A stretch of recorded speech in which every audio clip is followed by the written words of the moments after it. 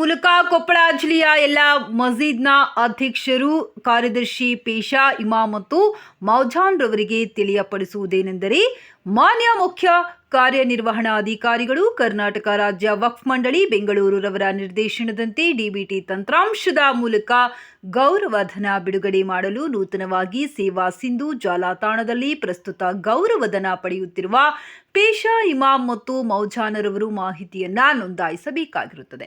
ಕಾರಣ, ಕೊಪ್ಪಳ ಜಿಲ್ಲೆಯ ವಕ್ಫ್ ನೋಂದಾಯಿತ ಎಲ್ಲ ಮಸೀದಿಗಳ ಅಧ್ಯಕ್ಷರು, ಕಾರ್ಯದರ್ಶಿರವರು ಸಂಬಂಧಪಟ್ಟ ಮಸೀದಿಯ ಪೇಶಾ, ಇಮಾಮ್ ಮತ್ತು ಮೌಜಾನ್ ರವರನ್ನು ಕರೆದುಕೊಂಡು ಕಡ್ಡಾಯವಾಗಿ ಜಿಲ್ಲಾ ವಕ್ಫ್ ಕಚೇರಿ, ಮೌಲಾನಾ ಆಜಾದ್ ಭವನ, ಹೊಸಪೇಟೆ ರಸ್ತೆ, ಕೊಪ್ಪಳ ಇಲ್ಲಿಗೆ ಕಚೇರಿ ಸಮಯದಲ್ಲಿ ಭೇಟಿ ನೀಡಿ ತಮ್ಮ ಮಾಹಿತಿಯನ್ನ ನೋಂದಾಯಿಸಬೇಕೆಂದರು.